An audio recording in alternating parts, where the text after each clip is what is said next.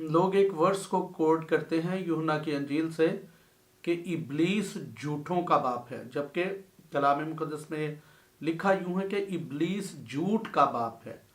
मरकुस की अंजील बाब नंबर 5 आयत नंबर जो है ये 6 है। वो यीशु को दूर से देखकर दौड़ा और उसे सिजदा किया और बड़ी आवाज से चिल्ला कर कहा, ए यीशु खुदा ताला के फरजंद, मुझे तुझसे क्या काम? तुझे खुदा की कसम देता हूं, मुझे अजाब में न डाल। क्योंकि उसने उससे कहा था, ए नापाक रूह इस आदमी से निकला। फिर यीशु ने उससे पूछा, तेरा नाम क्या है? उसने उससे कहा, मेरा नाम लश्कर है, क्योंकि हम बहुत हैं।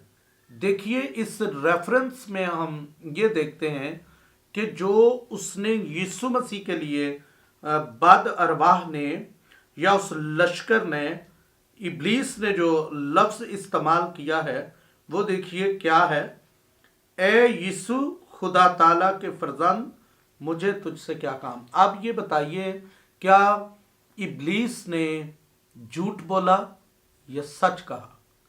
उसने सही अल्फाज कहे या गलत कहे यीशु मसीह के ताल्लुक से? उसने यीशु मसीह को खुदा का बेटा कहा। और अगर आप इंजीलों के अंदर ही देखें तो एक जगह पे लिखा है कि इब्लीस जो है वो यीशु मसीह को हैकल के कुंगरे पे ले गया और वहां पे जाके उसने क्या कहा? उसने ज़बूर 91 की वर्स जो है, वो जो कलाम का हिस्सा है, वो बोला कि अगर तू अपने ताई यहां से नीचे गिरा देता है तो फरिश्ते तुझे अपने हाथों पर उठा लेंगे। अब जरा सोचिए, ये भी उसने कलाम का हिस्सा जो है वो बोला, वो भी कलाम का हिस्सा बोला। अब यहाँ पे लोगों को ये कंफ्यूजन होगी कि ये तो सही बात करता है, लेकिन ये समझने और जानने वाली बात ये है कि इब्लीस सच बोलकर उसके अंदर अमेजिश कहां पे करता है और साजिश कहां पे करता है। That is very very important point. यही वो नुक्ता है जिसको एक ईमानदार को समझने की जो है वो जरूरत है।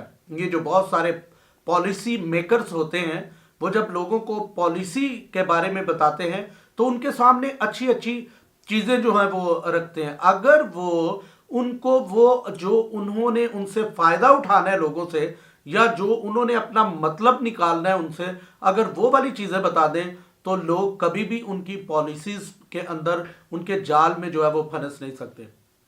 समटाइम लोगों का ये तस्वुर है, ख्याल है, वो समझते हैं कि इब्लीस जो है वो बड़ा को काला होता है या उसके सींग होते हैं कि वो बड़े बदशक्ल होता है, ऐसे होता है, लेकिन ऐसे नहीं होता।